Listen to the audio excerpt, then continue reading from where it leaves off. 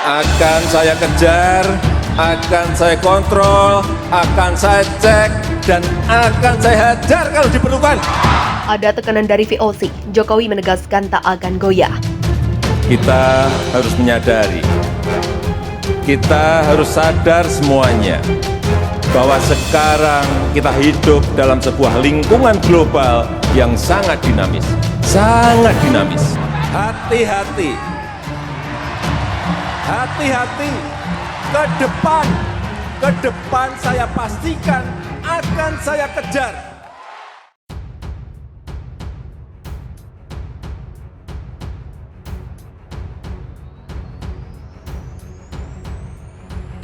Sudah bukan rahasia umum lagi, saat ini Indonesia mendapat banyak tekanan dari berbagai negara. Hal itu terkait kebijakan-kebijakan kerasi tangan besi Jokowi. Contohnya saja nikel, gara-gara komoditas tersebut, Indonesia harus melawan gugatan dari banyak negara. Tapi yang paling banyak menyita perhatian adalah negara-negara Eropa. Gugatan Uni Eropa terkait nikel langsung menjadi perbincangan publik dunia.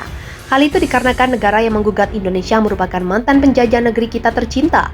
Tak ingin tragedi kelam terulang di era modern, saat ini pemerintah Indonesia tengah mengupayakan perlawanan di WTO. Hal ini memberi cerminan bahwa bangsa Indonesia menolak tunduk pada negara manapun.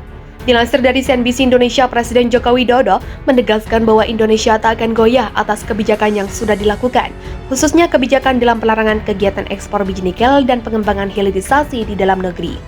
Seperti yang diketahui, pelarangan kegiatan ekspor biji dan pengembangan hilirisasi di dalam negeri mendapat tekanan dari dunia tak terkecuali Uni Eropa yang membawa Indonesia ke dalam sengketa perdagangan dunia di Organisasi Perdagangan Dunia, World Trade Organization atau WTO. Presiden Jokowi menyatakan mineral mentah menjadi program prioritas yang saat ini digencarkan pemerintah, salah satunya dengan mengambil peran transisi energi bersih dan penurunan emisi karbon untuk mengurangi pemanasan global.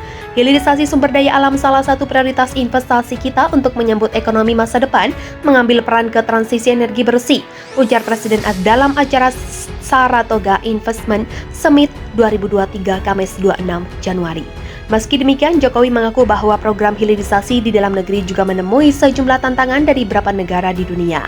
Namun mantan wali kota Solo tersebut tak akan goyah meskipun mendapat sejumlah tekanan.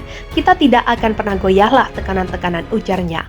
Menurut Jokowi, setelah pemerintah resmi menyetop ekspor biji nikel ke luar negeri beberapa waktu lalu, pemerintah akan melanjutkan pelarangan ekspor komoditas mineral mentah seperti bauksit, timah, dan tembaga. Dengan demikian dapat meningkatkan nilai tambah dan menciptakan banyak lapangan pekerjaan. Rangkaian pertemuan G20 di Bali, kita dapat kepercayaan momentum ini dipergunakan untuk merebut investasi peluang ekonomi hijau seperti pengembangan EBT, mobil listrik kawasan industri hijau, dan industri yang ramah lingkungan, kata dia. Kebijakan pelarangan ekspor biji nikel dan pengembangan hilirisasi sejatinya mampu mengerek nilai tambah ekspor Indonesia. Kementerian Koordinator Bidang Kemaritiman dan Investasi menyebutkan bahwa pada tahun 2022 ini nilai tambah dari ekspor nikel ke luar negeri tembus US 33,8 miliar atau sekitar 504 triliun 14.904 per US. Ekspor produk turunan nikel tahun 2022 mencapai angka US 33,8 miliar. Dampaknya sektor UMKM daerah penghasil nikel cukup signifikan. Terang Septian Haryo Seto, Deputi Bidang Koordinasi Investasi dan Pertambangan Kementerian, Koordinator Bidang Kemaritiman dan Investasi Kemenko Marves Dalam BRI, Mikrofinance 2023 Kamis 26 Januari. Tak sampai di nilai itu, Seto menargetkan nilai tambah ekspor nikel ke luar negeri akan naik pada tahun ini mencapai US 35 sampai US 38 miliar. Ini bisa menggantikan nilai ekspor sawi yang terbesar di Indonesia setelah batu bara, ungkap Seto. Terungkap ternyata beberapa pihak yang menggugat Indonesia ke WTO adalah mantan penjajah Indonesia. Hal tersebut dikatakan oleh anggota Pokja Hilirisasi Mineral dan Batu Bara Kadin Joko Widajanto.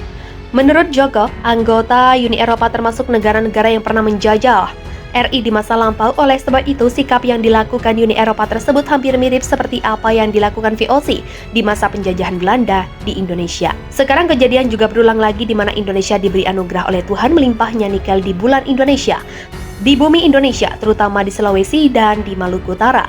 di Papua yang merupakan komoditas yang baik untuk masa depan. Kata dia dalam acara Closing Bell di CNBC Indonesia dikutip Rabu 21 Desember.